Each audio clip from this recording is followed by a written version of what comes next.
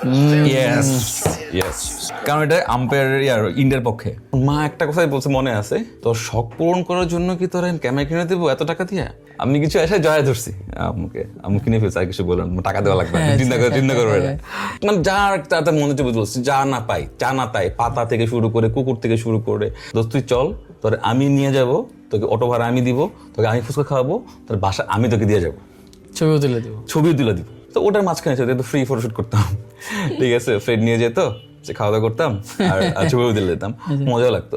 তো তখন আমার একবার হার্ড ড্রাইভ ক্র্যাশ করে, টাকা নাও থাকে, আমার ক্যামেরা বিক্রি করতে হয় সাপোজ, আমি সেটা পর্যন্ত করবো, কিন্তু আপনাদের ফাইল আমি আমার জায়গা থেকে ম্যাক্সিমাম ট্রাই করবো যেন ফাইলটা আপনারা পান। বাট এরকম অনেকবার হয়েছে ইভেন্ট শেষ বাট আমি পেমেন্টটা পাইনি।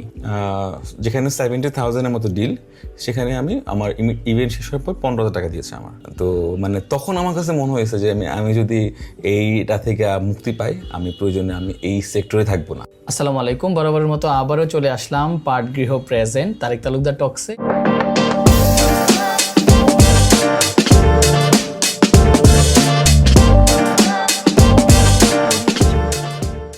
আজকে আমরা এমন একজন অতিথির সাথে কথা বলবো। আপনারা হয়তো বা ইন্ট্রো দেখেই বুঝতে পেরেছেন যে আজকের অতিথি কে। অনেকেই চেনেন তাকে, কিন্তু তাকে চেনলেও তার পেছনের গল্প, তার আজকের এই জার্নি আপনারা হয়তো বা জানেন না।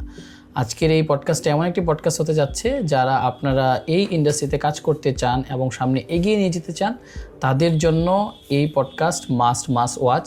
তো শুরুতেই আমরা চলে যাচ্ছি আজকের অতিথির কাছে, তার পরিচয় আমরা তার কাছ থেকেই শুনবো। Hello Tarek, how are you? I am fine, কি অবস্থা ভাই? আলহামদুলিল্লাহ, আমি হিমেল মল্লিক, আমি একজন ওয়েডিং ফটোগ্রাফার। বেসিক্যালি আমি হচ্ছে ক্যামেরার পিছনের মানুষ, আজকে ভুল করে ক্যামেরার সামনে চলে আসছি। ক্যামেরার পিছনের মানুষ। আচ্ছা, নামের কথা যদি বলি, হিমেল মল্লিক, আমি প্রথমে এই জিনিসটা করি, অনেকেই এই জিনিসটা মানে আমি অনেকটা শুনেছি প্রায় তোমার সাথে যখন কথা হয় যে মানুষ রিলিজিয়ানের ব্যাপারটা গেস করে, এটা কি সত্য কিনা? ওকে ফাইন, অ্যাকচুয়ালি আমি এই বিষয়টা নিয়ে খুব বিড়ম্বনায় পড়তে হয়। হ্যাঁ, একদম শুরু থেকেই অ্যাকচুয়ালি যারা আমাকে পার্সোনালি না জানে, হ্যাঁ, যারা পার্সোনাল না চিনে, সো তারা আমাকে প্রচুর বিভ্রান্তিতে পড়তে হয়। আমি একদম ক্লিয়ার করে বলি, আমি হিমেল মল্লিক, আমি মুসলিম। এটা বলার পরে একটা ডায়লগ মনে পড়ে শাহরুখ খানের my name is Khan. So my name is Khan যেরকম বলা হয় যে my name is Khan, I am not terrorist. তো আমার কাছে সেরকম মনে হয় যে আমি Himel Mallick, I am Muslim. So আমারটা এরকম অ্যাকচুয়ালি বিড়ম্বনায় পড়ে মানুষ এরকম ভাবে যে আমার নামের পিছনে মল্লিক আছে। সো মল্লিকটা হচ্ছে আমার ফ্যামিলি টাইটেল, আমাদের মল্লিক বংশ আমাদের ফ্যামিলি। সো যার কারণে আমাদের নামের পিছনে মল্লিকটা থাকে। তো অ্যাকচুয়ালি মানে এই মল্লিক নামের পিছনে আমাকে সবাই হিন্দু বা সনাতন মনে করে। এইটা আমি একটু ক্লিয়ার করতে চাই যে হচ্ছে হলো গিয়া মল্লিক আমার ফ্যামিলি টাইটেল, মল্লিক হিন্দু হয়, মুসলিমও হয় ফ্যামিলি টাইটেল, অ্যাজ লাইক হচ্ছে তালুকদার, সরকার।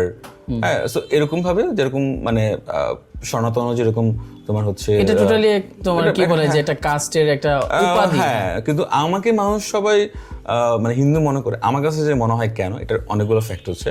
এটা হচ্ছে আমি যখন উইডিংগুলো করি, আমার একটু মিক্সিং কাজগুলো হিন্দু উইডিং থাকে, আর আমার যে ফ্রেন্ড সার্কেলগুলো তো তারা অনেক সনাতন। তো দেখা গেছে আমাদের সামাজিকতা রক্ষা করার জন্য তাদের অনেক প্রোগ্রামে আমি যাই। সো এই দেখতেই আমাকে মানুষ সেটা মনে করে।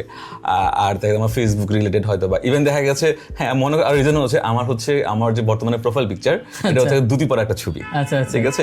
সো এটা দেখে অনেক মানুষ রিলেটেড করে। তো আরো বেশি রিলেট করে কারণ হচ্ছে মানুষের ভিতরে একটা সাইকোলজিক্যাল বিষয় কাজ করে। যেরকম আমরা ছোট থেকে বড় হয়েছি কি কোয়েল মল্লিক, রঞ্জিত মল্লিককে দেখে বা শুনে। তো তার মানে আমাদের একটা সাইকোলজি বিষয় কাজ করে, মল্লিক মানেই হিন্দু। ওই সাইকোলজি থেকে অ্যাকচুয়ালি আমার এই প্যারায় পড়তে হয়। এটা নিয়ে অ্যাকচুয়ালি অনেক মজারও কাহিনী আছে, অ্যাকচুয়ালি অনেকভাবে ফেস করতে হয়। মানে হচ্ছে ফেসগুলো এরকম করতে হয়। একবার যে ইভেন্টটা হয়েছে, আমি অনেক জায়গায় ফেস করি অনেক কিছুই। তো হচ্ছে আমি কোনো একটা মুসলিম প্রোগ্রামে গিয়েছি, এটা অনেকদিন আগে, অনেক কাহিনী হয়েছে। একটা কাহিনী মনে আছে যে আমি একটা মুসলিম প্রোগ্রামে গিয়েছি। তো ফার্স্টে আমাকে অ্যাজ ইউজুয়াল যেরকমভাবে খাবার দিচ্ছে ইভেন্টে, তো আমি খাচ্ছি। তো কিছুক্ষণ পরে কানে কানে কথা বলতেছে, এই তুই ভাইয়াকে কি বিফ দিছিস? আচ্ছা আচ্ছা, হ্যাঁ তুমি বলো না, ভাইয়া তো বিফ খাবে না, ভাইয়া তো মানে সনাতন। আমি তো খাচ্ছি, আমি তো মজা করে আরো শুনতে যাই, মজা দিচ্ছি। কিছুক্ষণ পরে এসে বলতেছে, ভাইয়া একটু যদি কিছু মনে না করেন একটু মাফ চাইতে হবে আপনার কাছে। কেন? ভাই একটু মিস্টেক হয়ে গেছে। আমি শুনেছি কি মিস্টেক, বাট তখন আমি ওই ডায়লগটা দিয়েছি, আমি Mallick, I am Muslim. So ওরা তখন চিন্তা করতেছে কি ব্যাপার হিমু মল্লিক মুসলিম মল্লিক কেন? তখন আমি এটা মানে ই করেছি। ইভেন দেখা গেছে তোমাকে যে বিষয়টা বললাম যে মানে মল্লিক হচ্ছে ফ্যামিলি টাইটেল, তারপরে হচ্ছে সনাতন হয়, মুসলিম হয়, এটা থাকে না যে একটা কোর একটা বিষয় আমার ফোনে বা নোট করা আছে যে আমাকে কেউ ইনবক্সে যদি বলে আমি জাস্ট এটা কপি করে এটা পাঠিয়ে দিই যে আমি এটা আমি এটা। মানে এরকম প্রশ্ন তুমি অনেক একদম খুবই খুবই খুবই কমনলি আমি এটা খুব ফেস করি। এই জার্নিতে আসার ব্যাপারে তোমার জার্নিটা কিভাবে শুরু হয় আজকের? আচ্ছা, অ্যাকচুয়ালি জার্নি বলতে অ্যাকচুয়ালি শুরুতে কখনোই তো তোমার আমি যে কখনো ওয়েডিং ফটোগ্রাফার হব বা ফটোর মানে প্রফেশন হিসেবে নিব, সো কখনো তো এরকম ঠিক করা হয়নি। তো অ্যাকচুয়ালি ছোটবেলায় যখন তোমার হচ্ছে একদম ছোট ছিলাম, স্কুলে পড়ি, একদম প্রাইমারি স্কুলে বা ওই সময়ের দিকে, হ্যাঁ, তো তখন ফিল্মের ক্যামেরা ছিল, কোডাক, ক্যানন বা ওই যে ক্যাননগুলো ফিল্মের দেখা গেছে 32-33টার মতো একটা ছবি থাকতো, নেগেটিভ দেখা যেত। হ্যাঁ, তো যখন ওই সময় কারো বিয়ে প্রোগ্রাম থাকতো বা কোথাও যাওয়া হতো তখন কারোর ক্যামেরা নিয়ে আসা হতো, অমুকের ক্যামেরা, ঠিক আছে, ওই 20টা ফিল্ম ভরি করা হইতো। তখন যখন হইতো তো তখন দেখা গেছে ছবি কথা হইতো, তখন ছবি আমি তুলতাম। আমার কাছে ক্যামেরার ভিতর থাকার থেকে কেন তুলতে ভালো লাগে, মানে এটা জাস্ট র্যান্ডমলি তুলতে ভালো লাগতো। সো যতগুলাই থাকতো আমি দেখা গেছে ক্যামেরাটা আনছে, আমি ঘাটতেছি ক্যামেরা, মজা লাগতো আমার টেকনিক্যাল বিষয়গুলো। সো এরকম হইতো। তো এরকম করে আস্তে আস্তে কন্টিনিউ চললো। তো আর যখনই কোনো প্রোগ্রাম হতো, কোনো বিয়ে শাদী হতো, তখন ওই একদম ক্যামেরা, বড় ক্যামেরাগুলো থাকতো, আর তখন এই ফিল্মগুলো ক্যামেরা থাকতো বিভিন্ন এসে। সো তখন থেকে কাজ করতাম। তো এরপর যখন আমি স্কুল শেষের দিকে আমার ছোট মামা থাকতো তোমার দেশের বাইরে থাকতো। তো মামা একদম দেশ মোস্ট প্রবলি কাতারে থাকতো।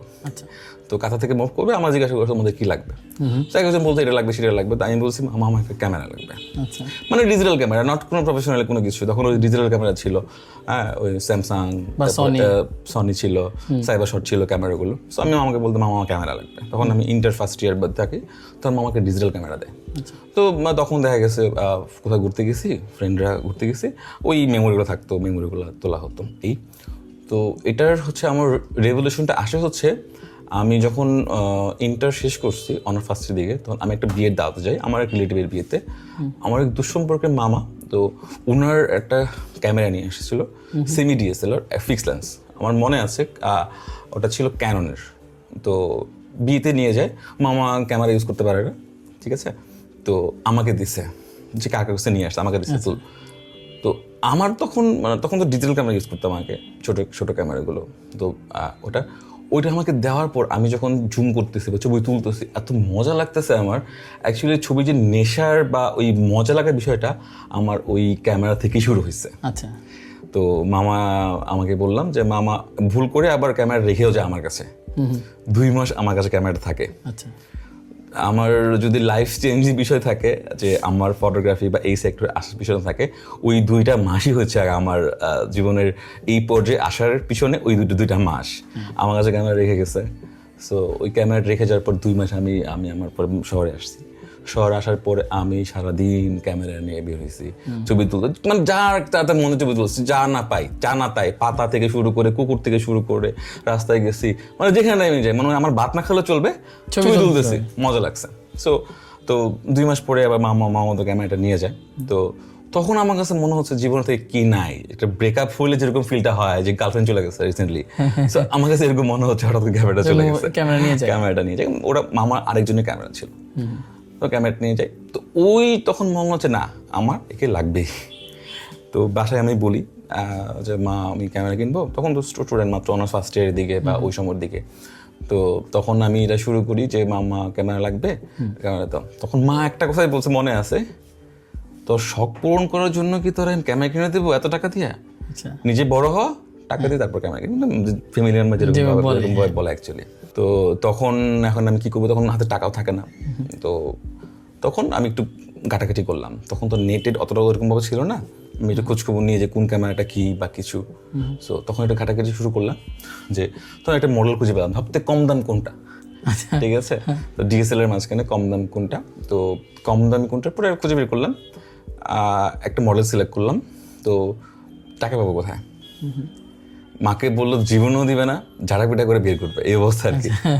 হ্যাঁ, তো তখন আমি ভাইয়াকে, আমার বড় ভাই আমার আর কি, তখন ভাইয়াকে বললাম, ভাইয়া এরকম এরকম, এখন আমি কি করব? ভাইয়া বললো যে এটা মা তোর জীবনও কিনে দিবে না, তুই কবে যাবি, কি করবি, কোথা থেকে কিনতে হবে? পরে আমি বলছি বসুন্ধরা থেকে। তো বসুন্ধরা থেকে কিনতে হবে। তো তখন ভাইয়া আমার কিছু টাকা দিল, বা সেটা কখনোই ফুল না। তখন আমি একটা ফ্রেন্ড আর কি, সো ফ্রেন্ডের কাছে কিছু টাকা নিয়ে আমার কিছু টাকা জমাইছিলাম, আমি ওই 2-3 মাসে আমি কিছু টাকা জমাইছিলাম। সো এই সব কিছু মিলিয়ে আমি ক্যামেরাটা কেনার মধ্যে ঢাকা দিকে যাই, বসুন্ধরার দিকে যাই, বাসায় জানাই না, বাসায় পৌঁছে আপু বাসায় যাচ্ছি মিরপুরে। কেনার পরে আম্মুকে কল দিয়েছি যে আম্মু ক্যামেরা কিনছি, কত টাকা নিছে, টাকা জানতে হবে না, আমি আসতেছি। আচ্ছা, মা কিছু বলে নাই। আপু বাসায় গেলাম তখন আপু বাসায় যাই, তো অ্যাজ ইউজুয়াল। তো পরবর্তীতে আমার ফার্স্ট ক্যামেরা ছিল হচ্ছে নাইকনের D3200 অ্যান্ড লেন্স ছিল একটা 50mm প্রাইম লেন্স। তো আমি একটু ঘাটাঘাটি করছিলাম যে আমি যদি কোনো সিঙ্গেল ছবি তুলতে যাই সেক্ষেত্রে প্রাইম লেন্স দরকার, ওটার ক্ষেত্রে যেটা আমি কোনো ইভেন্ট করবো না বা কোনো গ্রুপে কোনো হয়তো গ্রুপ ছবি তুলবো না বা হয়তো ইনডোরে কাজ করবো না কিছু। সো ওইটাই কিনি, ওইটাই আমার লাইফের ফার্স্ট ক্যামেরা শুরু, নাইকন 000। কোন মুহূর্তে তুমি বুঝলে যে এটা আমার শখ না, এটাকে আমি কোম্পানিতে পরিণত করতে পারি? কোন মুহূর্তে অ্যাকচুয়ালি এটাও কোনো স্পেসিফিক প্ল্যান করে না, যে এখন করে হয়তো বা কোনো ফটোগ্রাফি টিম বা ফটোগ্রাফার যদি হয় তখন একটা পারপাস নিয়ে আগায়, যে না আমি এই পারপাসে আগাবো, আমার এটার বিষয়ে এই টাকা আসবে। ওই সময় তখন 16 বা ওই 15-16 বা ওই সময়ের দিকে, তখন তো এই সেক্টর এরকম ছিলই না, এইরকম যে টাকা ফটোগ্রাফি করে টাকা পায় বা ওয়েডিং সেক্টরে যেরকম একটা টাকা আসে তখন মাত্র শুরু হচ্ছিল। হ্যাঁ, হয়তো ঢাকার দিকে অনেক বড় বড় ফার্ম ছিল, ওই দিকে হয়তো কাজ করতেছিল, কিন্তু লোকাল পর্যায়ে থেকে এরকম একটা বড় এমন কাজ করবে, একটা ইন্ডাস্ট্রি দাঁড়াবে, তখন ওরকম ভাবে কখনো চিন্তা ছিল না। তো পরবর্তীতে আমি মোটামুটি করে ক্যামেরা নিয়ে বাসায় আসলাম। বাসায় আসার পরে মা দিকে চায় রয়েছে, আমি কিছু এসে জয় ধরছি আম্মু কিনে ফেলছে, আর কিছু বললাম, টাকা দেওয়া লাগবে, চিন্তা করবে না, আর কিছু মা খুব কিছু বলে না, কিনে ফেলছে। আর ভাইয়া মোস্ট প্রবাবলি আম্মুকে একটু কনভিন্স করছিল কোনোভাবে, আচ্ছা ঠিক আছে এটা শখ করছে যেতে কিনুক, ফাইন। এই মোটামুটি আমার ডিএসএলআর লাইফে ইন করা। তখন অনার্স ফার্স্ট ইয়ার বা সেকেন্ড ইয়ার বা এই সময়ের দিকে, আমার এটা মনে নেই, বা এই সময়ের দিকে তখন প্রচুর ছবি তুলতাম। তো তখন তো ফিল্ম টিম কিছু নাই, চার্জ দেওয়া লাগতো, এসডি কার্ড করা লাগতো, তখন প্রচুর ছবি তুলতাম। বাসার সামনে বাচ্চারা খেলতেছে, ছবি তুলতেছি, পাখি জিতেছে, ছবি তুলতেছি, মানে আমার তখন ছবি তুলতে হবে, আমার কাউকে লাগবে। তো তখন কার ছবি তুলবো, মাত্র ক্যামেরা কিনছি বা কিছু। তখন কি করতাম যে এখন কাউকে সাবজেক্ট তো লাগবে আমার, তাই না? আমি তো স্ট্রিট ফটোগ্রাফার না, বা মজা লাগতেছে না, আমার পাখি ছবি তুলতেছি, ছবি তুলতেছি, আমার একটা মানুষের বা একটু গ্ল্যামারাস টাইপের ছবি লাগবে আমার কাছে মনে হচ্ছিল। তখন আমার একজন ভার্সিটি বান্ধবী ফ্রেন্ড আর কি, তখন বললাম দোস্ত ছবি তুলে দিই, না তুলবো না, ছবি তুলবো না, কি ছবি তুলবি না, তুলবো না ছবি, সেরকম একটা মানে বিষয়। আমি দোস্ত তুই চল, তোরে আমি নিয়ে যাবো, তোকে অটো ভাড়া আমি দিব, তোকে আমি ফুচকা খাওয়াবো, তোর বাসা আমি তোকে দিয়ে যাবো, ছবিও তুলে দিব। আচ্ছা ঠিক আছে। পরে 2 ফ্রেন্ড মানে তখন বিয়ে হয়ে টুকটাক ছবি তুলতাম। তো দেখি যে মোটামুটি হয়, তখন তো ভালো ছবি বা মানে ওই এক্সপেক্ট করাটাই বোকামি, কারণ হচ্ছে আমি একদম ক্যামেরার কিছুই বুঝি না, একদম কোনো কিছু না, বেসিকটা জানি, ব্লার করলে মানে কোনটা দিলে ব্লার বেশি হয়, কোনটা দিলে লাইট বেশি হয় কিছুই না, অটোতে ছবি তুলতাম। অটো মোটো ফোকা লেন্স তো অটো থাকে। হ্যাঁ, তো তখন হচ্ছে এই ম্যানুয়াল তো তখন জানতাম না কোনটা থেকে করতাম, মাত্র ক্যামেরা কিনছি, তখন অটোমোটেই ছবি তুলতাম। তো আসার পরে ভালো, কারণ প্রাইম লেন্স ছিল, মোটামুটি একটু ভালো, একটু ব্লার হইতো হালকা একটু, ঠিক আছে।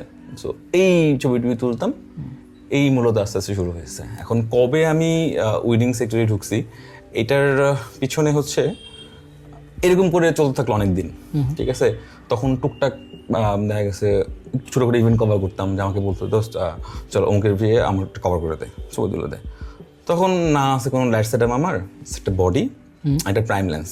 তো প্রাইম লেন্স ইনডোরে কভার করা খুব ডিফিকাল্ট, পোর্ট্রেট ছাড়া। তো ওটার মাঝখানে যেহেতু ফ্রি ফটোশ্যুট করতাম, ঠিক আছে, ফ্রেন্ড নিয়ে যেত, যে খাওয়া দাওয়া করতাম আর ছবিও দিলে যেতাম, মজাও লাগতো। তো এরকম করে কভার করতে থাকলাম আস্তে আস্তে করে, টুকটাক বার্থডে বলো বা হয়তো বা এরকম কোনো কিছু কভার করতে থাকলাম।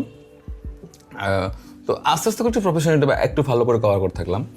তো তখন অনেক হয়তো পে করতে যেত, আমি মানে আমি নিজে সাই ফিল হইতো, আমার কাছে মনে হতো ছবি তুলে টাকা নিবো। আচ্ছা আচ্ছা। মানে আমার ভিতরে এখন তখন সেন্সটা কাজই করে না, একটা প্রফেশনের দিকে আমি কাজ করতেছি, এটা আমার একটা অনারিয়াম, ইন্ডাস্ট্রি, রাইট, আমার এটা অনারিয়াম, হ্যাঁ, আমার সম্মানিক, ঠিক আছে, উইলিং দিতে যাচ্ছে বা কোনো ডিল করি তারপর দিতে যাচ্ছে অনারিয়াম, তো আমার মাথাতে ঢুকেই নেই ওই সময়।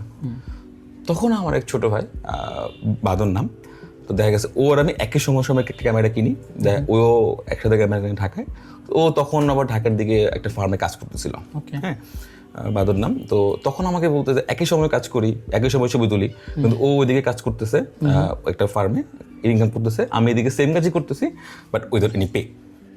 তখন আমাকে বলতেছে, ভাই আপনি তো সবই করতেছেন, ছবি তো তুলতেছেন আলহামদুলিল্লাহ ভালো, কিন্তু আপনি পেমেন্ট নেন না কেন?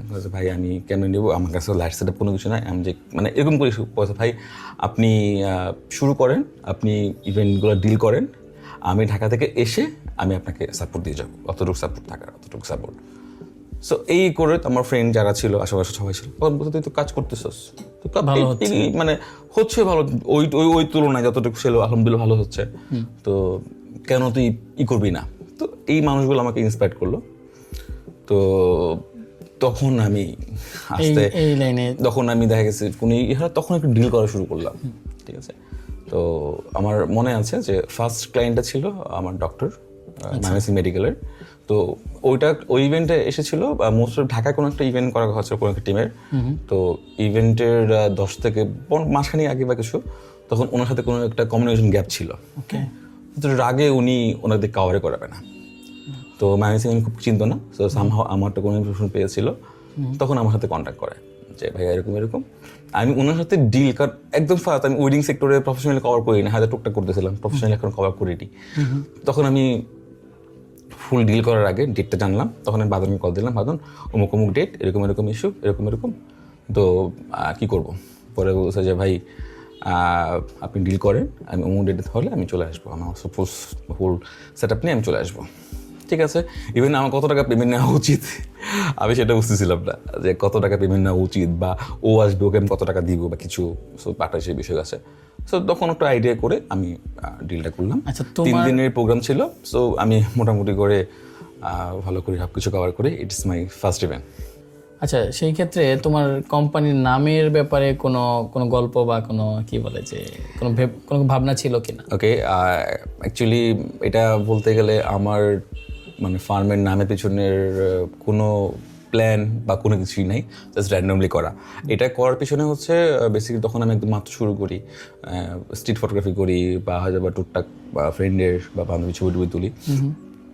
তো তখন তোলার পরে জাস্ট একটা পেজ ওপেন করা, তখন কি নামে করবো, বা তখন এত বেরিয়াস বা এত গ্ল্যামারাস ছিল না কোনো কিছু, তখন গুগলও ছিল না, চ্যাট জিপিটি তো পরের কথা। সো ওরকম চিন্তাই করি না, মাথাতে আসে নাই। তখন আমার মনে হয়েছে আচ্ছা ঠিক আছে, আমার ফটোগ্রাফি পেজ আমার নামে আমি করবো।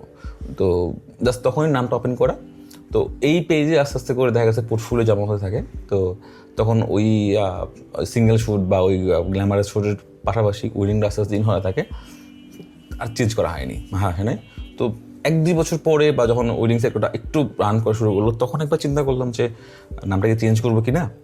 তো তখন একবার চিন্তা করলাম যে অলরেডি একটা পাবলিশ হয়ে গেছে, আর চেঞ্জ না করি, থাকুক, ঠিক আছে। তো আর এরকম অনেক বড় বড় ফার্ম ছিল তখন, যে পার্সোনাল নামে অলরেডি এস্টাবলিশড, এই জন্য আর চেঞ্জ করিনি, এটাই কন্টিনিউ হতে থাকে। সেই জায়গা থেকে নিজের নামে হিমেল ফটোগ্রাফি, এটা অবশ্যই কিছু কিছু জায়গায় চিন্তা করলে হয়তো প্রমোশনের জন্য না, ঠিক আছে, হয়তো বা অন্য একটা র্যান্ডম নামে, হ্যাঁ, তো করলে ভালো হতো। কিন্তু আমার মনে হয় এটা খুব খারাপ কিছু না, কারণ এরকম অনেক রেকর্ড আছে, অনেক এস্টাবলিশ ফার্ম আছে তাদের নামে নাম করা। আমি হলে বাংলাদেশের খুব টপ লেভেলের কয়েকজন আছে তাদের নামে হয়তো বা ফটোগ্রাফি করা, ঠিক আছে, তার কারণে আর আমি চেঞ্জ করি না বা দরকার মনে করি না। নাম এবং সবকিছু নিয়ে যখন তুমি শুরু করলা, তো সেই জায়গা থেকে প্রথম তোমার অফিস বা টিম মেম্বার নেওয়ার যে দিনটা কেমন ছিল? ওকে, অফিস তো আমি অনেক পরে নেই, বা হয়তো আমার যে বর্তমান অফিস, আমার বাসা যেটা, বাসার পাশে আরেকটা ইয়েতে করা, ওখানে অফিস নেওয়া। তো অফিস অনেক পরে জয়েন করি, অফিসে আমি আমার বাসায় কাজগুলো ডিল করতাম, ঠিক আছে। আর ফার্স্ট টিম মেম্বার বলতে আমার ওই যে বলতে গেলে বাদন, আমার টিমের বলতে গেলে কো-ফাউন্ডার বলা যায়, ওকে, ঠিক আছে। সো অ্যাকচুয়ালি তার আগে টিমের কথা বলার আগে বাদনের কথা বলতে হবে। অ্যাকচুয়ালি বাদন যদি আমাকে ওই সময় পুশটা না করতো যে ভাইয়া যদি কাজ করেন আপনি আছি, সাপোর্ট দিব, অতটুকু লাগে, সো ওই পুশ বা ওই সাপোর্ট যদি না থাকতো মনে হয় না আজকে আমি শুরু করতে পারতাম। তো ওকে আমার কো-ফাউন্ডারে বলা যায়, আর বাঁধনকে অসংখ্য ধন্যবাদ যে ওই সময় পুশটা করছে, ওইরকম সাহসটা দিছে, না হলে হয়তো বা এই জায়গায় আজকে আসতে পারতাম না। তো বাঁধনকে টিম ব্যাপার না, আমার কো-ফাউন্ডার হিসেবে আমি চিন্তা করি অলওয়েজ। যদিও ও ঢাকার দিকে থাকে, ঢাকার দিকে মিক্সিং কাজ যখন দরকার হয় তখন হয়তো আমাকে সাপোর্ট দেয় এখন, এছাড়া খুব একটা আসে না এখানে। ঢাকায় কাজগুলো ওই সামলায় এখন আমার কাজগুলো। আর ফার্স্ট টিম মেম্বার বলতে তখন অনেকদিন আগেই, নামটা বলতে যাচ্ছি না, নাম না বলি, জাস্ট স্টোরিটা বলি। তো আমি তখন ঢাকা একটা ফার্মে জয়েন করি, মানে ফার্ম বলতে হচ্ছে উইডিং ফার্মে না, আমি জবে জয়েন করি। তো জবে জয়েন করার পরে তখন আমাকে একদিন কল দেওয়ার পরে আমি একটা মিটিংয়ে ছিলাম। সো ফোনটা কেটে দিচ্ছিলাম বারবার, যে ফোন দিচ্ছিল টানা 7 থেকে 8 বার এরকম কল দেয়। আমি একটা মিটিংয়ে ছিলাম, আমি ফোনটা কেটে দিচ্ছিলাম। সো ওই সময় ফোন পিক করার মতো কোনো ওয়ে ছিল না। তো আমার খুব মেজাজ খারাপ, আমি নর্মালি খুব একটা মেজাজ খারাপ করি না, খুব একটা একটু কুল টাইপের আমি। তো আমার প্রচুর মেজাজ খারাপ হয়েছে, প্রচুর, কারণ একটা মিটিং আছে, ফোনটা কেটে দিচ্ছিলাম বারবার 7 থেকে 8 বার প্লাস হচ্ছে। তো ইনস্ট্যান্ট ফোনটা ব্যাক করি আমি। তখন আমি কোনো জিজ্ঞাসা করতে, মানে আমি পরিচয় না জেনে আমি জাস্ট আসলে বলি, মানুষের একটা ম্যানার থাকে, আমি ফোনটা কেটে দিয়েছিলাম, আপনার উচিত ছিল একটু ওয়েট করা, ঠিক আছে, সরি, ঠিক আছে, আমি ব্যস্ত আছি, পরে ফোন দিব। পরে আমার মা রাগে ছিল, অফিসে ছিল, রাতে বাসায় আসি, মনেও নাই। 2 দিন পরে আবার ও কল দেওয়ার পরবর্তীতে বলতেছে, ভাইয়া আমি অমুক, আচ্ছা ঠিক আছে, আমি সরি, আমি ফোন ব্যাক করতে পারিনি, সরি। তখন বলছিল যে ভাইয়া আমি তো আপনার টিমে জয়েন করতে চাই বা কিছু। আমি বলি ঠিক আছে, আমি ঢাকায় আছি, আমি 2 দিন পরে আসবো, তখন হয়তো দেখে কথা বলবো না। তো 2 দিন পরে আমার সাথে দেখা করে, তো তখন সে একদম খুব সরি বলতেছে, খুব আমার দেখে মনে হচ্ছিল খুব মানে ভয়ে আছে, যে আমাকে দেখে একটু ভয় পাইতেছে বা কিছু, কারণ একটা অলরেডি ইনসিডেন্ট করছে, আমি একটু ধমকও দিয়েছি যদিও ওই ফোনেই। তখন আমি কথা বললাম, তখন আমি বললাম যে ভাইয়া দেখো, আমি হয়তো রাগ করছি, ডোন্ট মাইন্ড, কারণ আমি খুব ব্যস্ত ছিলাম, ভাইয়া আমি সরি, আপনি ফোনটা কাটছেন, আমি দেখতে পারিনি, বুঝতে পারিনি, আর ইটস ওকে। তো কথা বলছি, আমি 10 মিনিট কথা বলি, একটু র্যান্ডমলি কথা বলতে থেকে যে ওই মানুষটা কেমন বা কিছু। তখন আমার কাছে মনে হয় না, it will fine, okay in করানো যায়। পরবর্তীতে আমি তাকে নেক্সট একটা কাজে নিয়ে যাই, আমি একটু ইভেন্টে দেখি যে ও ঠিক আছে, ওর কথাগুলো বা কেমন কথা বলে বা কিছু না, ওকে ফাইন, তাকে আমার টিমের মানে ফার্স্ট অ্যাসাইন করি। কখনো কি মনে হয়েছে কিনা যে কোম্পানি বন্ধ করে দিব বা এরকম কিছু? কোম্পানি বন্ধ করে দিব বলতে অনেকবার মাঝখানে কিছু সিচুয়েশন ছিল, অনেক সময় যে অনেক কিছু ফেস করেছিলাম, যে তখন মনে হয়েছিল না ঠিক আছে, আমি এখান থেকে শাট ডাউন করে মুভ করবো। ইসিনি শেয়ার করি, আমি বলি, এটা অনেক বছর আগে, করোনার আগের দিকে, 18 বা 19-এর দিকে। তো তখন আমার একবার হার্ড ড্রাইভ ক্র্যাশ করে। হ্যাঁ, তো আমি যেটা তখন করতাম, প্রত্যেকটা ফাইলই একটা করে ব্যাকআপ রাখতাম। আচ্ছা, ঠিক আছে। তো দেখা গেছে যে একদম ওয়েডিং সিজন, আমাদের পিক সময় ছিল, তো ডিসেম্বর বা নভেম্বর দিকে। তো একদম হার্ড ড্রাইভ ফুল ছিল, একদম ফুল হয়ে গেছিলো, কারণ টানা প্রোগ্রাম করতেছিলাম, টানা। সো একটা হার্ড ড্রাইভ যে কিনে ব্যাকআপ রাখবো সেটা অপশন ছিল না, একটা করে ব্যাকআপ রাখতেছিলাম। আজকে ব্যাকআপ রাখতে সবগুলো, মানে ইভেন্ট শেষ হয়েছে আজকে, কালকে একটা ইভেন্ট আছে, সো ওটা কপি করে আগামী 25 দিন আমি হার্ড ড্রাইভটা কিনবো, দেন আবার ব্যাকআপ রাখবো। তো এই প্ল্যান ছিল।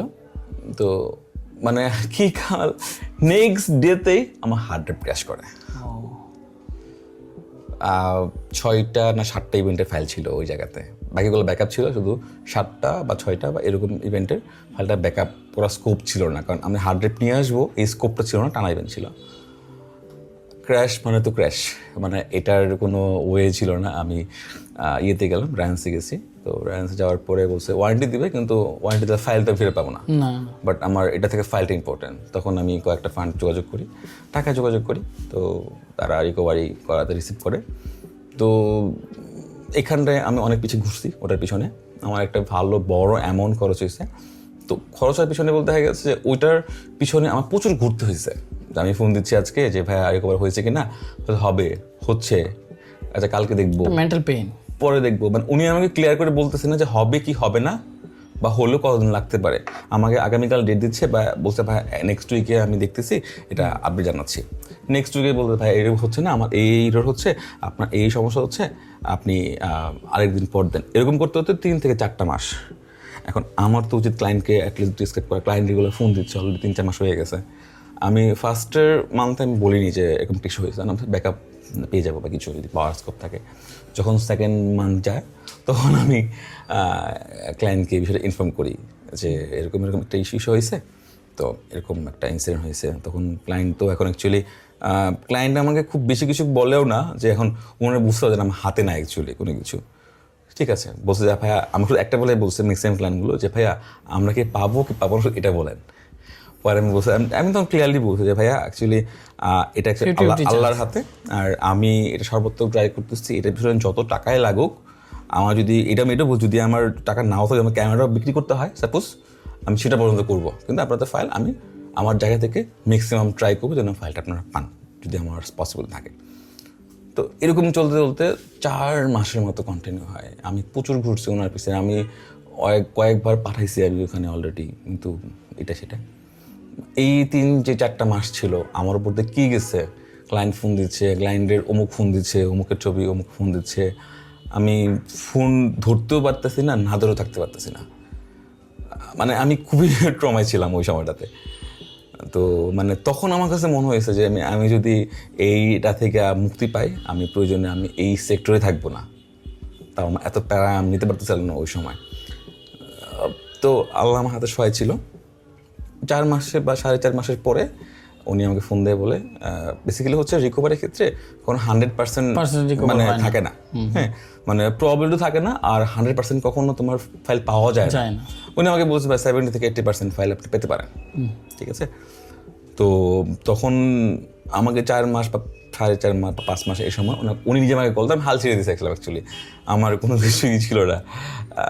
পরে উনি আমাকে ফোন দেয় যে ভাইয়া একটু দীর্ঘশ্বাস ফেলান, আপনার ফাইলগুলা পাওয়া গেছে, ইভেন 100% পাওয়া গেছে।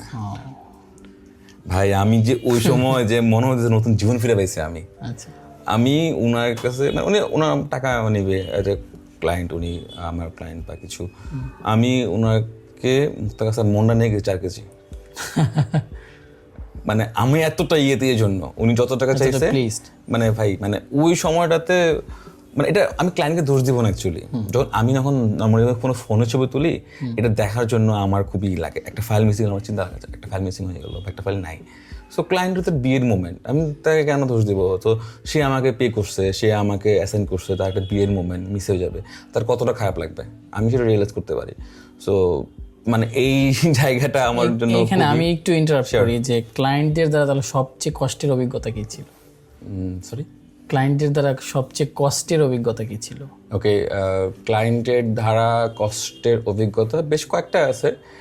ইমিডিয়েট সময় দুটা মনে পড়তেছে। একটা হচ্ছে শুরুর দিকে আমি একটা ইনসিডেন্ট বলি, ঠিক আছে। তো সেটা হচ্ছে মানে যখন তুমি একটা মনে হয়েছে আমি কাছে ছেড়ে দিব, ওই সময় আরেকটা ইনসিডেন্ট ছিল এটা। আমি যখন ফার্স্ট ইভেন্টটা করি, যখন দিন শেষে সবকিছু পে করার পরে সবাইকে আমাদের হাতে কিছু টাকা আছে, এত খুশি লাগতেছিল বিষয়টা। আমি হয়তো এর আগেও অনেক ইনকাম করেছি অনেক অন্য সেক্টর থেকে, বাট ওই ইনকামটা কেন জানি এত খুশি লাগতেছে, আমি এটা খরচ করিনি। আচ্ছা, আমি রেখে দিছি, একটা মাইনর একটা অ্যামাউন্ট ছিল, আমি রেখে দিছি। তখন চিন্তা করতেছিলাম যে যদি সামনে কিছু ইভেন্ট আসে, আমি টাকাটার জন্য আরেকটু গিয়ার কিনবো, বাসাতে টাকা দিবে না আমার, সো আমি একটু গিয়ার কিনবো। তো তখন আমি টাকাটা রেখে দিই। 5 থেকে 7 দিন পরে আমার আরেকটা কল আসে, আরেকটা সেকেন্ড বুকিংয়ের জন্য। একটা ক্লোজ পার্সনই আমার, মানে পরিচিত। Okay fine. তো ইভেন সব কিছু বুকিং, সব কিছু বুকিং। তো তখন আমি ছিলাম মেয়ে পক্ষ, ছেলে পক্ষ থেকে আরেকটি টিম কভার করে মাইমিসিংয়ের। তো মাইমিসিংয়ের কভার করার পরে সব কিছু ওকে, একদম সব কিছু ফাইনাল। তো অ্যাডভান্স করা, একটা মিনিমাম একটা অ্যামাউন্ট অ্যাডভান্স করা। তো প্রোগ্রামের 2 দিন বা 3 দিন আগে আমাকে ওই ব্রাইড কল দিয়ে বলে, ভাইয়া সামহাও ইভেন্টটা আপনাকে করতে পারছেন, অ্যাসেন্ড করতে পারছি না, ছেলের পক্ষে ওরাই মানে দুইটাই কভার করবে। তখন আমি একদম মানে শুরুর দিকে আমার তখন আমি খুব খুশি লাগতেছে অ্যাকচুয়ালি, ইভেন্টটা পাইছি, ইভেন্টটা কভার করবো, সেকেন্ড একটা ইভেন্ট, এখান থেকে একটা অ্যামাউন্ট আসলে আমি আরেকটু গিয়ারের দিকে যাব। তো তখন আমার এত মন খারাপ হয়েছে, মানে প্রচুর মন খারাপ হয়েছে। আর মানে কি বলবো, যে এখন অন্য যে অপোনেন্ট ছিল আমার মনে আছে কোন টিম, নামটা বলতে যাচ্ছি না, হ্যাঁ। সো তখন খুব মন খারাপ হয়েছে, রাগ উঠতেছিল না, খুব মন খারাপ হচ্ছিল যে মানে একটা ইভেন্টে আসলো, আমি একটা গিয়ার কিনবো, তখন তো শুরুর দিকে অ্যাকচুয়ালি, একদম শুরুর দিকে। আর এখনকার সময় তখনকার সময় অনেক পার্থক্য। হ্যাঁ, সো তখন আমি এই সেক্টরে কাজ, উইডিং সেক্টরে মানে মানে ফটোগ্রাফি যাবোই না, এই যে টাকাটা আছে খাই ফেলবো, জমাবো না। আমি পরের দিন রেস্টুরেন্টে ফ্রেন্ডদের নিয়ে সব খাই ফেলছি।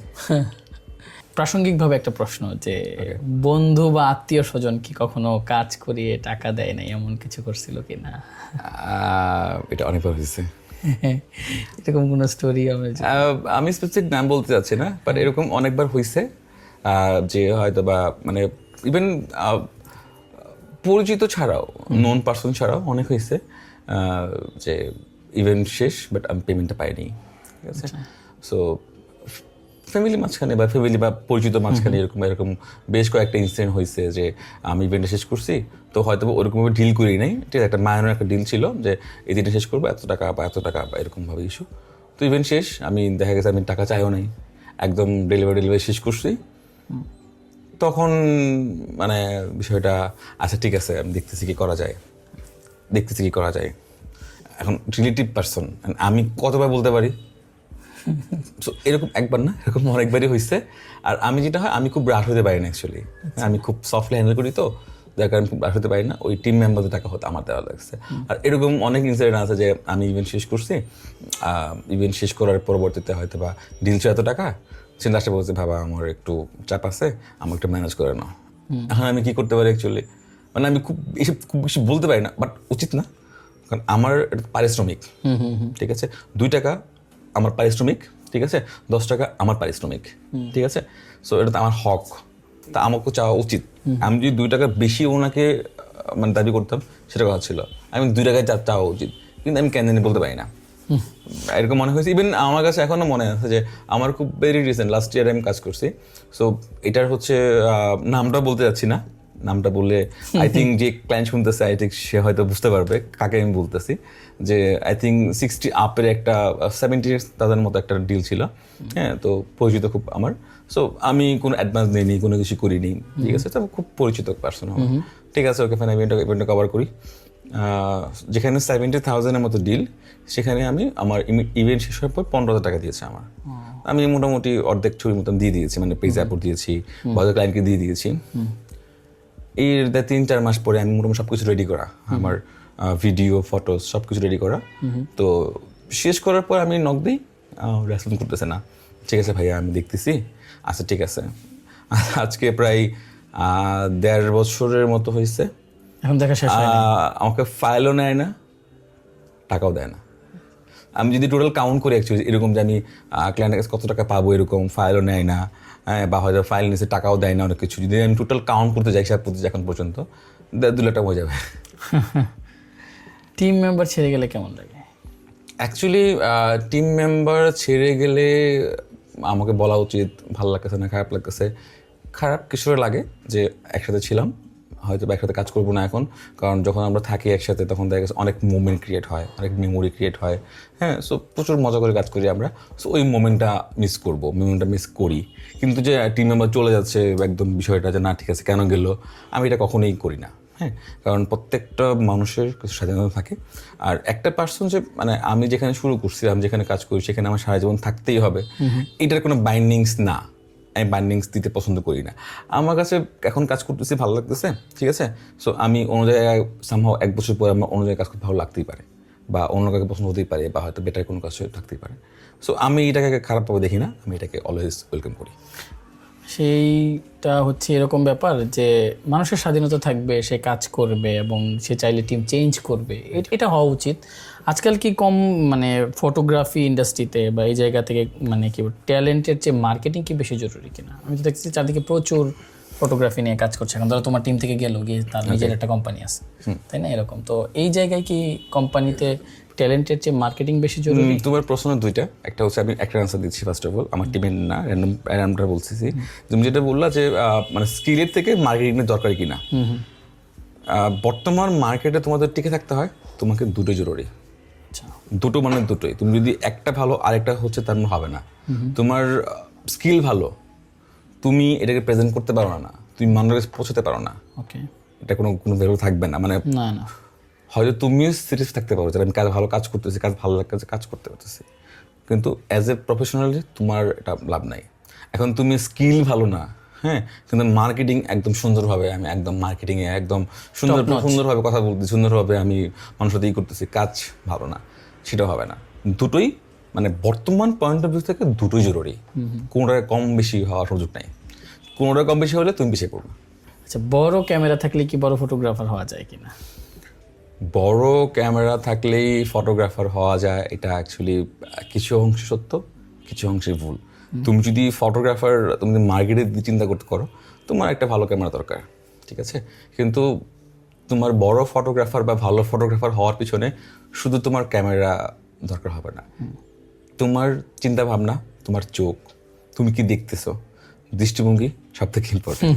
তবে গিয়ারটা একটা পর্যায়ে গেলে গিয়ারটা দরকার।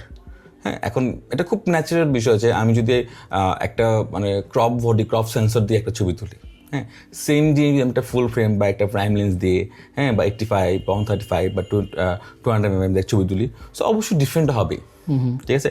কিন্তু এখন কে চালাচ্ছে এটা একটা বড় ফ্যাক্ট।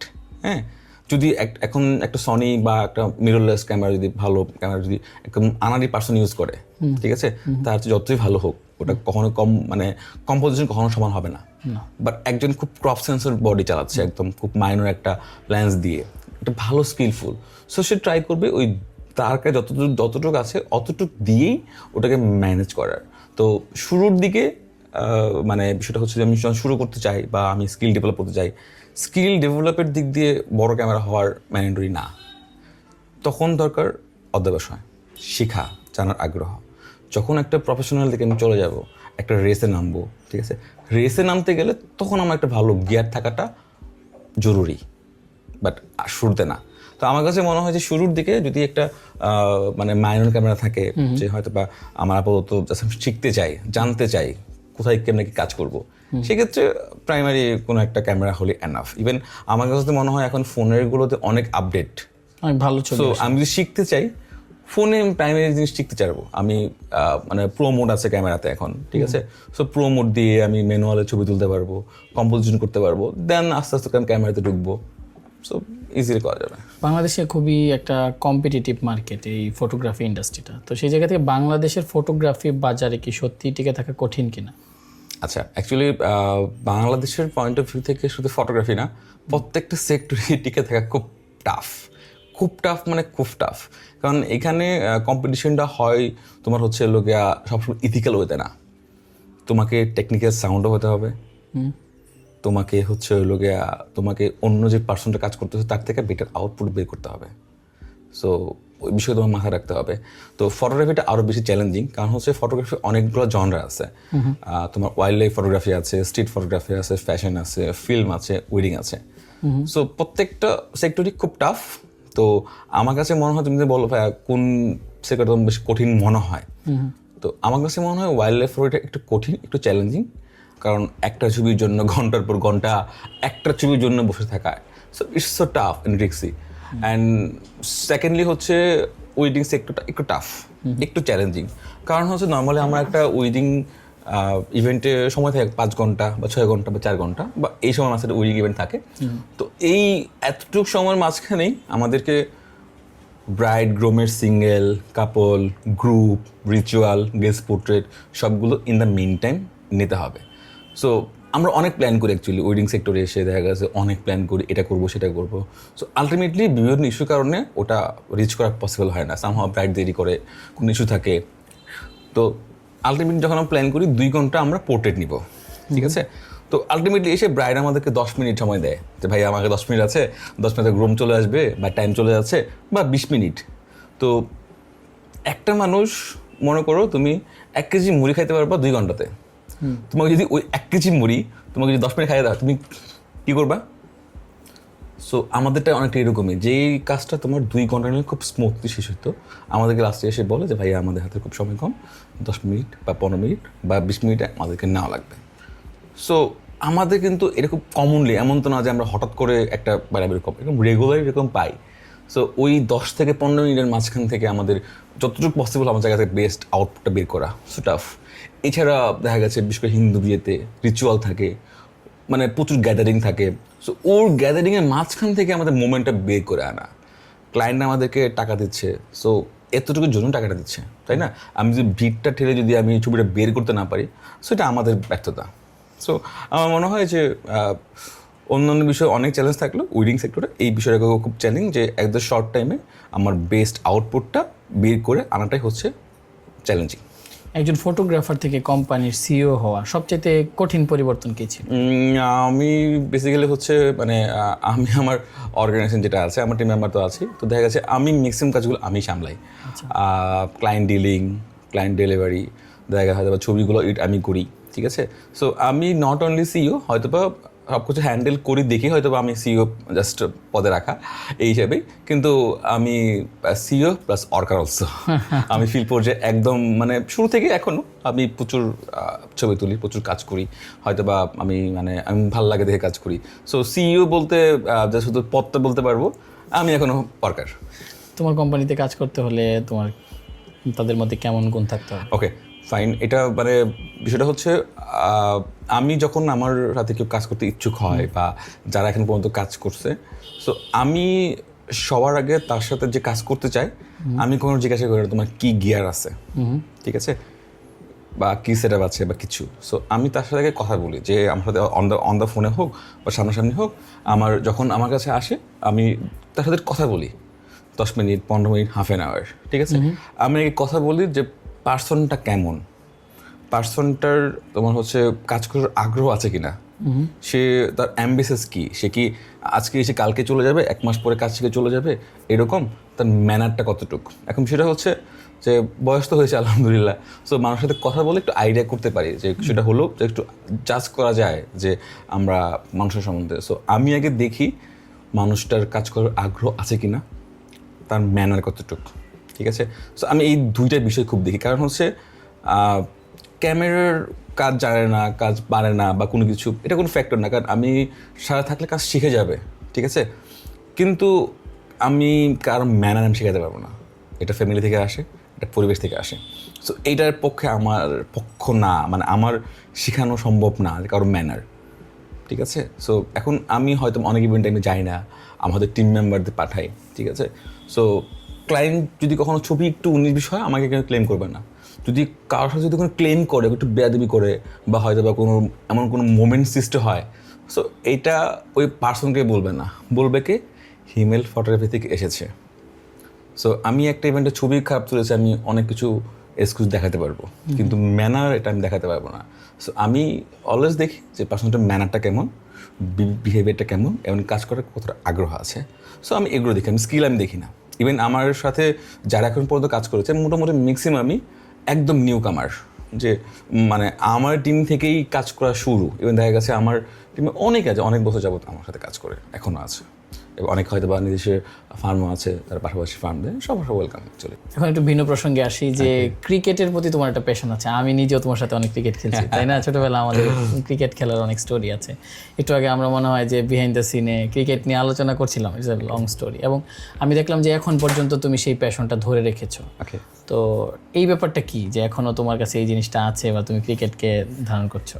ওকে, অ্যাকচুয়ালি মানে যদি আমার কাছে মনে হয় যে যদি হয়তো আমি ফটোগ্রাফার যদি না হতাম, সামহাউ আমি হয়তো কোনো ক্রিকেটার হতাম বা ক্রিকেটের সংশ্লিষ্ট কোনো কিছু হতাম।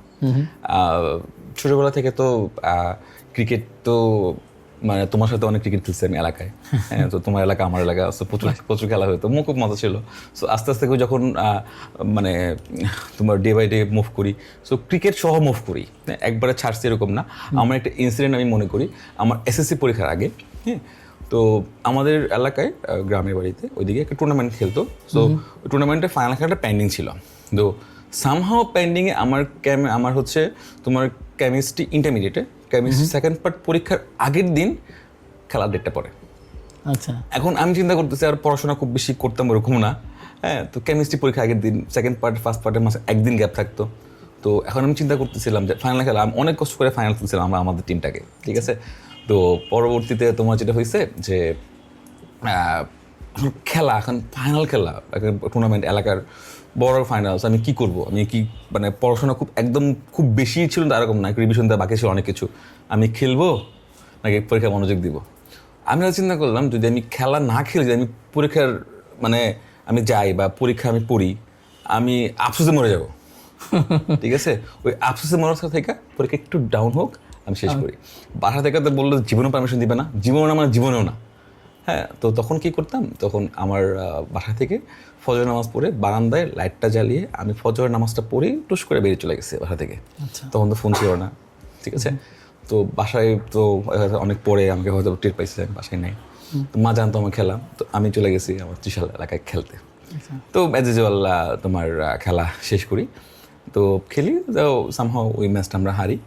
তো বাসায় তোমার আমার যে চাচা আমাকে দেখছে, যে আমাকে দেখে অবাক হয়ে গেছে যে এলাকায় চাচা, যে তোর কালকে পরীক্ষা তুই আজ খেলতে আসছিস, আর কিছু বলে নাই। ওর বাসায় যাই নাই, শেষ করে তোর ম্যাগাজিন চলে আসি বাসায়।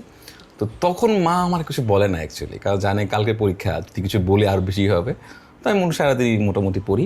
তো ইভেন আমার এমনও হয়েছে যখন সারাদিন খেলছি, আগের দিন জার্নি করে আসছি, তারপরে সারা রাত একটু রিভিশন ব্যাকআপ দিছি। আমার এমনও হয়েছে যে এসএসসি পরীক্ষা যখন পরীক্ষার হলে গেছি, আমি লিখতেছি, তো কেন জানি আমার ওই পরীক্ষা কমনও পড়ে গেছিলো, মানে সামহাও ভালো, মানে অল্প প্রিপারেশন কমনও পড়ে গেছে, মোটামুটি ভালো পড়ে গেছিলাম। সো ইনস্ট্যান্ট, তো আমি লিখতেছি, আমি খুব মনে খুশি হয়ে গেছে যে কী ব্যাপার। আমি তো খুব টেনশন ছিলাম যে রিভিশন খুব কম, কেমিস্ট্রি সেকেন্ড পেপার, তো কী করবো। তো পরবর্তীতে সামহাও কমন পড়ে গেছে, লিখতেছি এমন অবস্থা, আমি হাতটা একটু ডাউন করে এরকম করে লিখতেছিলাম আর কি। সামহাও এখানে ঘুমায় পড়ছে আমি পরীক্ষা হলে। 4-5 মিনিট হয়েছে, পিছনের জন্য আমাকে ফ্রেন্ড ছিল পিছনে, ও আমাকে দেখানোর জন্য ঘুরতে দিচ্ছে যে একটু দেখা। ওই ডাক দিয়ে দ্বারা আমার ঘুমটা ভাঙছে। তো পরে একটু ম্যাডামকে বলে একটু বাইরে গিয়ে তারপর চোখে পানি টেনে দিয়ে পরে আসছি। সো আলহামদুলিল্লাহ পরীক্ষাটা ভালোই হয়েছে, অত খারাপও হয়নি, মোটামুটি করে পরীক্ষা ভালো হয়েছে। সো এরকম করছি খেলার জন্য আর কি। তো দেখা গেছে পরে আস্তে আস্তে করে দেখা গেছে সব কিছু করার পরে খেলা তো খুব বেশি কন্টিনিউ করিনি। প্রফেশনালি কিছু লিগ পর্যায়ে কিছু খেলা খেলছিলাম কিছু বছর। তো পরবর্তীতে আর প্রফেশনাল কারণে আর সুইচ করি ফটোগ্রাফিতে। তো ফটোগ্রাফি করার পর দেখা গেছে সব মানে ফটোগ্রাফি, তারপরে অন্যান্য কাজ, তো খেলাটা কন্টিনিউ হয়নি। তবে যখনই সুযোগ পাই আমি ক্রিকেট খেলাটা মিস করি। আর ক্রিকেট খেলাটা এমন একটা বিষয়, মানে আমাকে যাদের প্যাশন থাকে, একটা নেশার মতো। এটা একবার যদি কেউ শুরু করে, এটা মৃত্যুর আগ পর্যন্ত ছাড়তে পারবে না, যাদের একটা প্যাশন থাকে। অল্প হইলেও মানে ওই একটা ক্রিকেট বল পাইলো সামনে, হয়তো একটা বল করতেছে, একটা গেলো একটু খেলতেছে, যাদের প্যাশন অ্যাকচুয়ালি। তো এখনো নাকি আমি যতটুকু জানি যে তোমার একটা প্যাশন আছে, বা তুমি এর সাথে আছো, তুমি আম্পায়ারিং এর সাথে আছো আমি যতটুকু জানি। হ্যাঁ, আমি ফটোগ্রাফি যখন রান করি, সো তখন আমি MBA শেষ করি। সো তখন থেকে আমি আম্পায়ারিং করি ময়মনসিংহে, আর স্কোরিং করি। তো 2017-র দিকে আমার ময়মনসিংহ থেকে তোমার হচ্ছে 4 জনকে ঢাকায় পাঠায় যে আম্পায়ারিং কোর্স করার জন্য। সো আমি তখন মিরপুরে আমি আম্পায়ারিং কোর্সটা করি। 4 দিনের একটা ক্লাস ছিল, ময়মনসিংহ থেকে 4 জন গিয়েছিল। তো সারা বাংলাদেশ থেকে 4 জনের, সারা বাংলাদেশ থেকে 3টা ভাগে হয়েছিল। তো বিভিন্ন জোনে, নর্থ জোন, সাউথ জোন, এরকম জোনে। সো আমাদের জোনে 120 জনের মতো পরীক্ষা দিয়েছিলাম। সো তখন আমিও ক্লাস করে পরীক্ষা দিই। আলহামদুলিল্লাহ আমি পরীক্ষায় পাশ করি, কোয়ালিফাইড হই। অ্যান্ড আমার মনে আছে যে আমি হচ্ছিলাম ওই সমস্ত জোনের টোটাল 120 জনের সেকেন্ডে ছিলাম আমি। সো রেজাল্টটা ভালো ছিল আলহামদুলিল্লাহ, প্যাশন ছিল, মানে আমার রিলেটেড ছিল। সো এই তো তোমাকে তাহলে আমি আম্পায়ার বলতে পারি? আমি অলরেডি আম্পায়ার, কারণ হচ্ছে আমি তোমার হচ্ছে কোয়ালিফাইড আম্পায়ার বিসিবির আন্ডারে, কিন্তু হয়তো প্র্যাকটিসটা করা হয় না। আচ্ছা, পডকাস্টে আমরা একটা প্র্যাকটিস করতে চাই, পডকাস্টে আমরা করতে চাই যে তুমি কেমন আম্পায়ার, আমরা এখন দেখবো গেস করো তুমি ইজ আউট অর নট, কেমন হয়? ওকে, ইটস ফাইন, বাট আমি অনেক দিন খেলার বাইরে, বাট আমি ট্রাই করে দিই কতটা একটা ভিন্ন ধরনের পডকাস্ট হয়ে যাবে আমাদের এখানে। রেডি? ওকে, এটা আম্পায়ারের পরীক্ষা। হ্যাঁ, okay start. Okay fine. Guess what?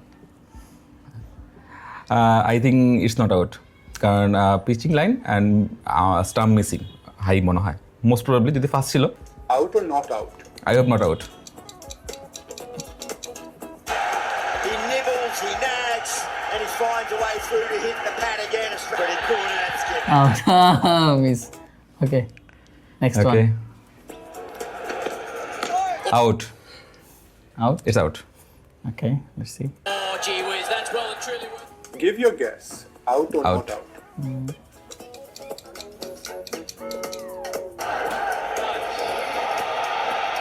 track, you probably don't it's out. pitching in line, impacting line, and hitting the wickets. Okay. Plum. Chris, you can stay with your original decision of It's out.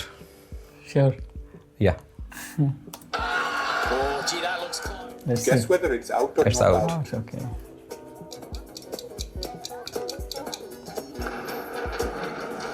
Okay, pitching outside of impacting line. Oh. Oh, loss. But এত তো turn খাওয়ার তো কথা Okay, না। next one. Out. Sure. Yes 100%। 100%. 100%। Okay. এটা যদি miss হয় আম্পিং ছেড়ে দেবো আমি, What do you think? Okay. Out or not out? কারণ পিচিং লাইন।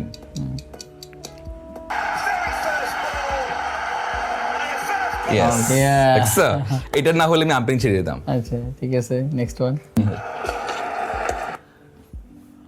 না এটা এটা আচ্ছা এটাই বলো। এটা আবার প্লে করা যাবে? ফার্স্ট ছিল। Again. It's not out. Sure. কারণ হ্যাঁ স্টাম্প মিসিং। আর যদি না হয় তাহলে এটা ইন্ডিয়ার কাছাকাছি। Is it out or safe? No shot off it. What a shame. Completely deceived by Bumrah by the pin. এত এটা তো হাই ছিল, এতটা তো আসার কথা না। Indian. এতটা অবশ্যই ইন্ডিয়ার কাছাকাছি এটা। Okay, next one. It's out. Sure. Sure. Is the player out or It's not out. What's your pick? Okay, pitching in line. Yes umpire score out. Umpire's call. দেখছো? কারণ এটা আম্পায়ার ইন্ডিয়ার পক্ষে, এই জন্য এটা out. I am sure. Next one. Okay sure. Out. What's your opinion? It's out. Out or not out?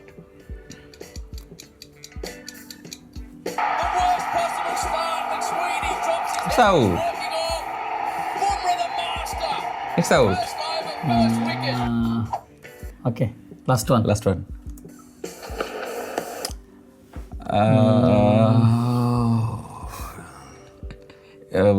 Repeat করা যাবে? কারণ এটা খুব ফাস্ট ছিল। Okay, দাঁড়াও। একটু জাস্ট হালকা ব্ল্যাক করলে হবে। Again.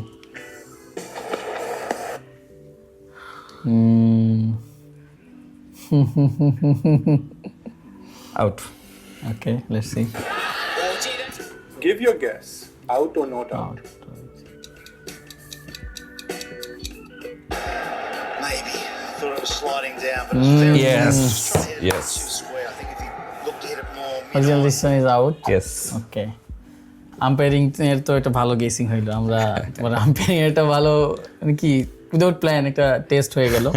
তো 5টার ভিতরে 3টাতে তুমি ভালো করছো, আর 2টাতে এটা কি আমি কি বলবো? আই হোপ আমার কাছে মনে হচ্ছে যেটা 5টার মাঝখানে 5টাই হয়েছে। আচ্ছা, কারণ এর লগে তোমার ইন্ডিয়ার কারসাজি। রাইট। আচ্ছা, আমরা আবার পডকাস্টে ফিরে আসি। যে আমরা মানে তোমার খুব মানে কি বলে যে আজকের এই জায়গায় আসলা, সব সময় কাজ করছো, তোমার আম্মার ক্যামেরা কিনে না দেওয়া, তারপর তোমার ভাইয়ের সহযোগিতা করা, আজকের এই জায়গায় আসার পরে তোমার বাবা মা এখানে তোমাকে দেখে আসলে কি বলেন তারা? ওকে, অ্যাকচুয়ালি মানে এই প্রফেশনটা খুব চ্যালেঞ্জিং অ্যান্ড আমাদের ওয়েডিং সেক্টরটা এখনো অতটা পলিশড হয়নি, বা হয়তো বা সবার কাছে গ্রহণযোগ্যতা হয়নি অতটা। হ্যাঁ, হয়তো আমাদের জেনারেশনটা জানি, বা আমাদের একটু আগে জেনারেশন যারা, তখন তাদের কাছে এই যে ফটোগ্রাফি একটা প্রফেশন হিসেবে নেওয়া যায়, বা ফটোগ্রাফি একটা বড় আর্নিং সোর্স বা একটা স্টেবল একটা সোর্স, এটা ওনাদের কাছে এখন যায় না। ওনাদের কাছে মনে হয় বিহেভিয়ারের ভিডিও। সো ওই টেন্ডেন্সিটা এখনো মানে অনেক ক্ষেত্রে রয়ে গেছে, যা একটু আমাদের আগে জেনারেশন যারা, সো এটাকে একটু অন্যভাবে দেখে। সো আমার ফ্যামিলিও সেটা হচ্ছে এরকম।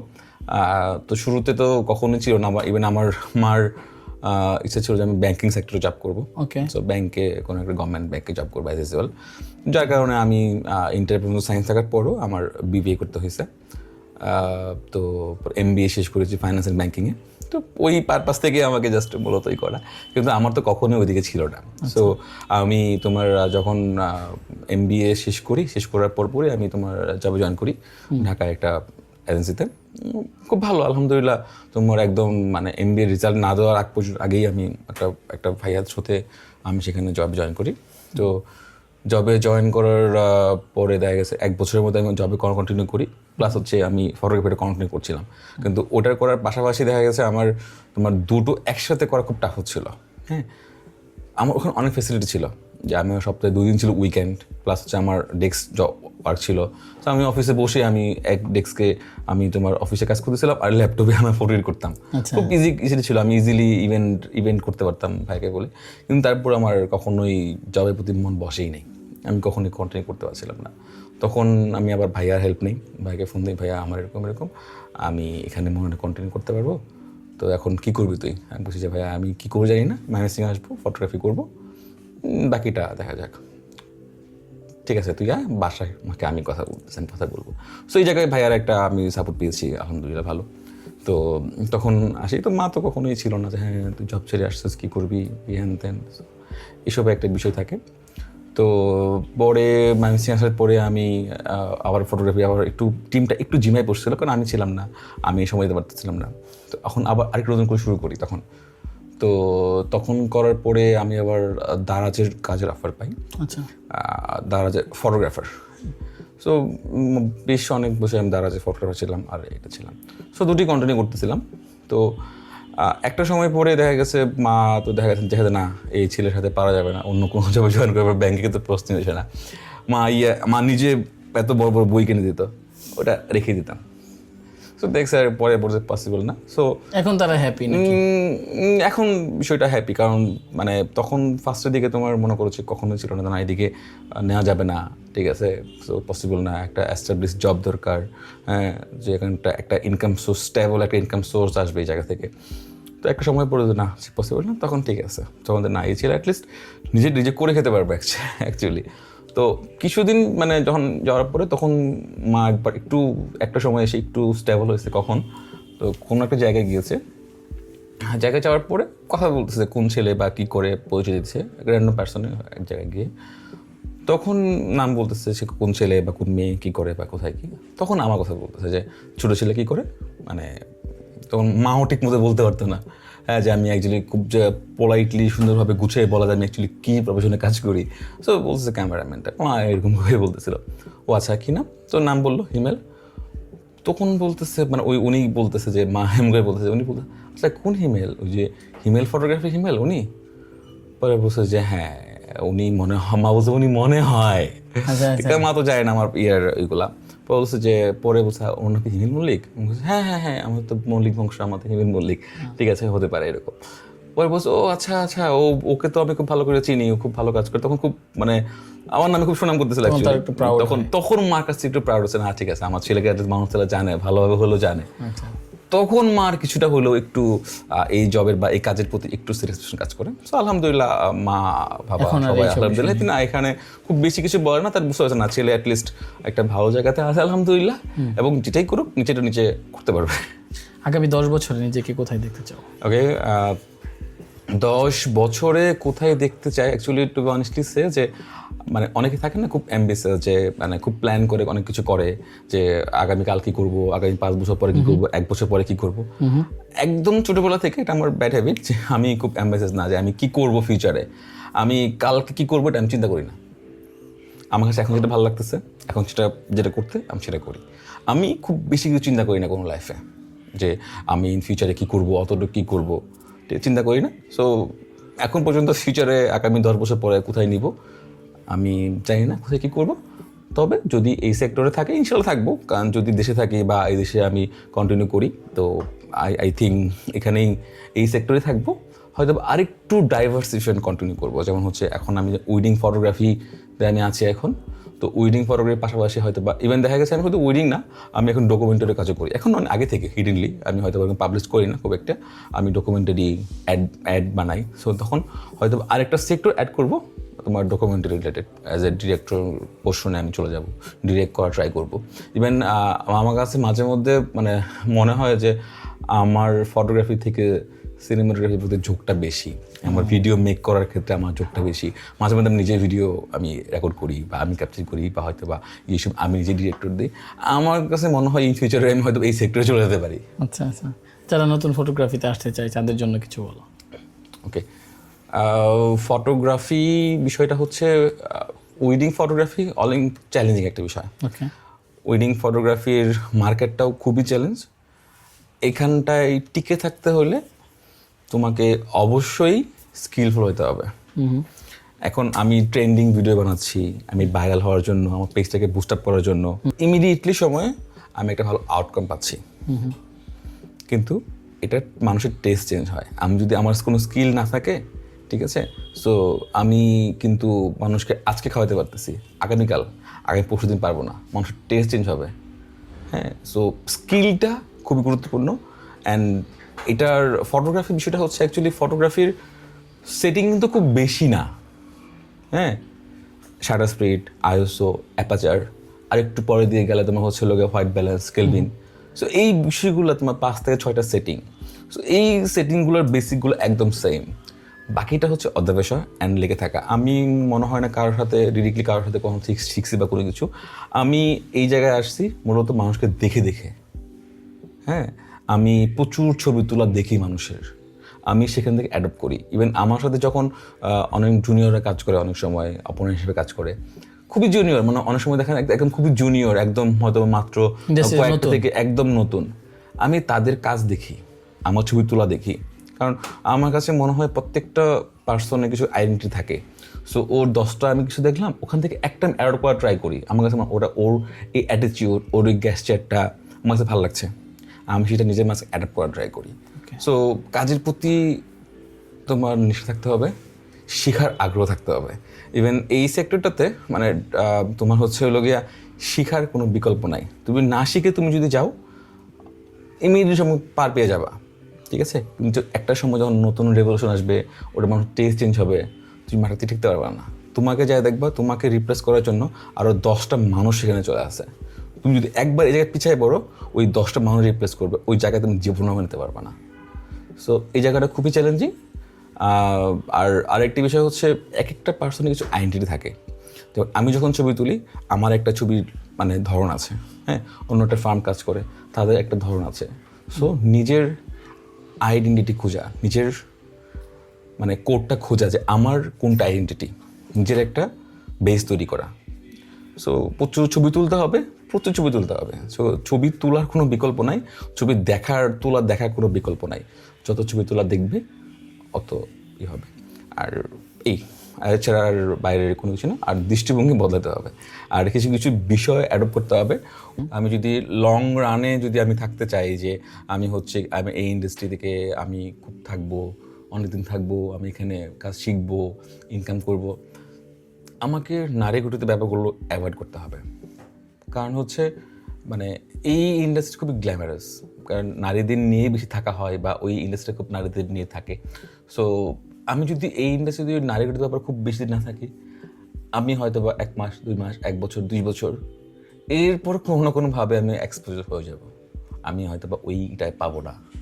সো যার কারণে মানে যদি যে পার্সনটা এই বিষয়গুলো স্কিপ থাকবে, আই হোপ তার এটা লং রানে বা হয়তো বা তার অ্যাস্টেবল হওয়ার রেশিওটা খুব বেশি থাকবে।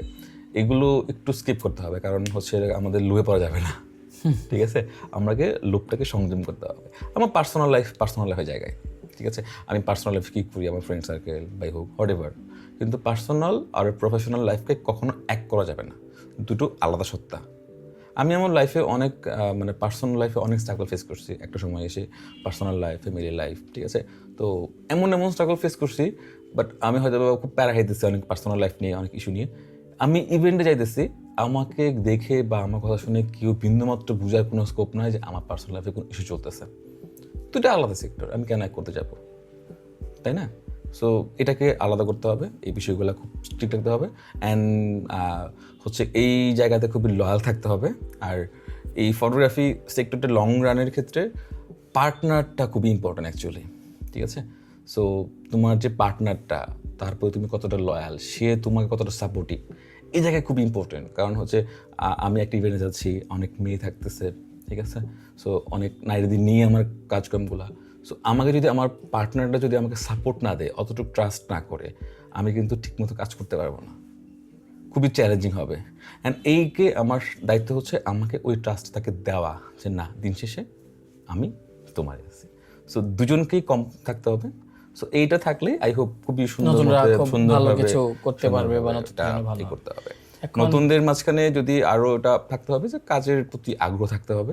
আর এই সেক্টরটাতে একটা বিষয় খুবই ইম্পর্টেন্ট, মানে এখনকার সময় যেটা হয়, মানে যদি ফটোগ্রাফি সেক্টরে কেউ যদি চিন্তা করে আমি এখান থেকে টাকা ইনকাম করব, টাকা ইনকাম করার জন্য আমি ফটোগ্রাফি করব, আমি চ্যালেঞ্জ করে বলতে পারবো সেই পার্সনটা উইদিন শর্ট টাইমে ঝরে পড়বে, আচ্ছা, থাকতে পারবে না। ফটোগ্রাফি একটা শিল্প, একটা আর্ট। সো এটাকে প্যাশন থাকতে হবে আগে। সো আমার যদি ইচ্ছা থাকে আমি ফটোগ্রাফি করব, লেগে থাকবো, এক সময় তোমার এখানে ফিডব্যাক তুমি পাবা। হ্যাঁ, কিন্তু যদি টাকা ইনকামের জন্য ফটোগ্রাফির জন্য যে আসতে চায়, আই হোপ তাকে তার জন্য তার ইন্ডাস্ট্রি না, তার জন্য অন্য ইন্ডাস্ট্রি, অন্যদিকে তার জন্য আছে, ফটোগ্রাফি না। সো এটাকে ভালোবাসতে হবে ফটোগ্রাফিকে, দেন সে তোমাকে দিবে। এখন পডকাস্টের এই পর্যায়ে কিছু র্যাপিড কোশ্চেন, আমরা পডকাস্টের শেষ দিকে আছি, আমরা কিছু কোশ্চেন করব, Sure. মজার হোক বা সবকিছু মিলে খুবই র্যাপিড কিছু প্রশ্ন। আচ্ছা, আমরা শুরু করছি। প্রথম প্রশ্ন, ক্লায়েন্ট বলে ভাই একটু ডিসকাউন্ট দেন, আপনার মনের ভেতর, মানে তোমার মনের ভেতর প্রথম শব্দ কি আসে? অ্যাকচুয়ালি ক্লায়েন্ট ডিসকাউন্ট যাবে, আমি কখনো তাকে রং দেখি না। কারণ হচ্ছে আমাদের সেক্টরটা, আমি যখন নর্মালি কোনো শপে যাই, আমার মা যদি কোনো শপে যায় লেখা ফিক্সড প্রাইস, তারপরও চাইবে 2 টাকা কমানোর জন্য। এটা আমাদের কালচারটা চলে আসছে এরকম, আমরা এরকমভাবে অভ্যস্ত দেখে। সো ক্লায়েন্ট এটাকে বলতেই পারে, আমি এটাকে কখনোই না করি না।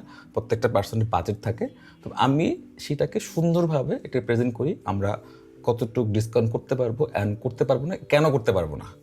সো আমি সুন্দরভাবে সেটাকে প্রেজেন্ট করার ট্রাই করি, কারণ প্রত্যেকটা পার্সেন্ট বাজেট থাকে। আমার বাজেট 2 টাকা হইতেই পারে সাপোজ, হ্যাঁ, আমি চাবো ওই 2 টাকার মাঝখানে বেস্ট আউটপুটটা বের করার।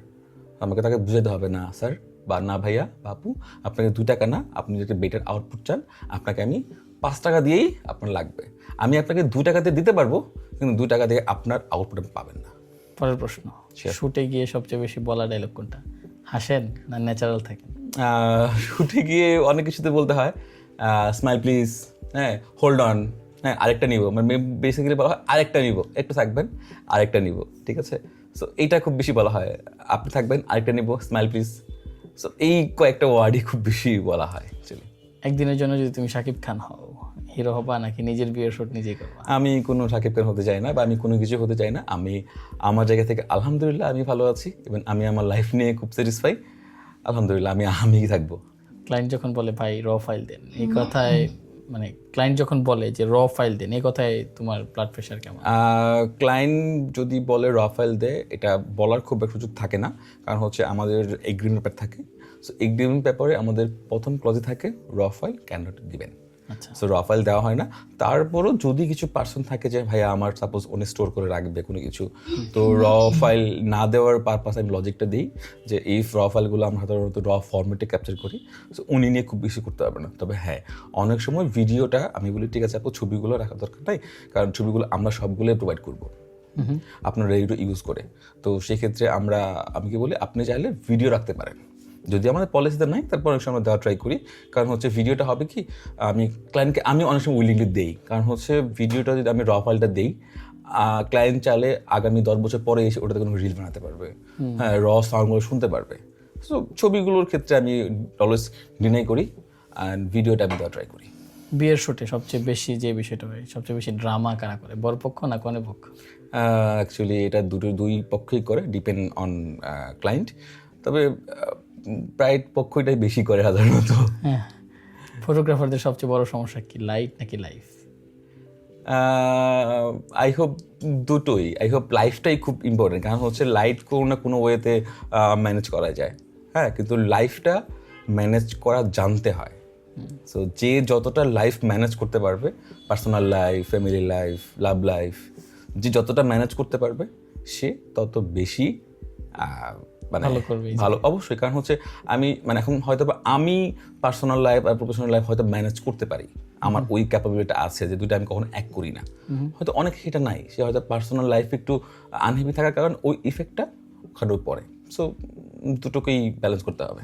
আমাদের পডকাস্টের আজকে শেষের দিকের প্রশ্ন বা শেষ প্রশ্ন বলা যেতে পারে, যে আমাদের পডকাস্ট নিয়ে দর্শকদের কিছু বলার আছে কিনা? ওকে, অ্যাকচুয়ালি এখনকার সময় পডকাস্ট ইন্টারভিউ খুব সুন্দরভাবে চলছে।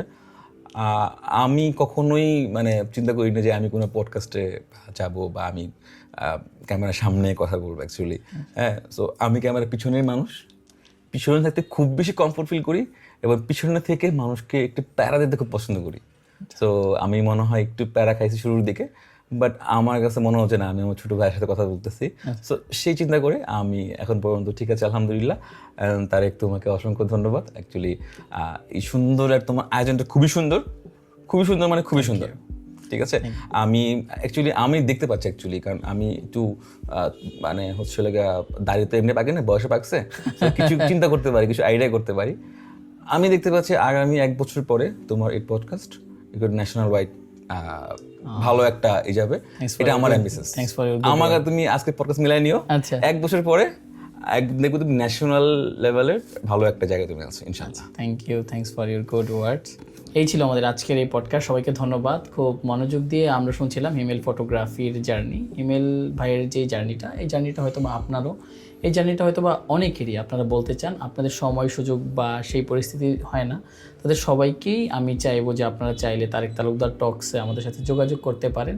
পাশাপাশি আজকের পডকাস্টটি কেমন লাগলো এবং আপনারা নেক্সট পডকাস্টে কাকে চান সেটা আমাদের কমেন্টসে জানাতে পারেন এবং আমাদের পাশে থাকবেন। আমাদের তারেক তালুকদারের যে ফেসবুক পেজ এবং ইউটিউব চ্যানেল আছে সেটাকে সাবস্ক্রাইব করে সবসময় আমাদের পাশে থাকবেন। আগামী পডকাস্ট দেখার আমন্ত্রণ জানিয়ে শেষ করছি। সবাই ভালো থাকবেন, ধন্যবাদ, টাটা।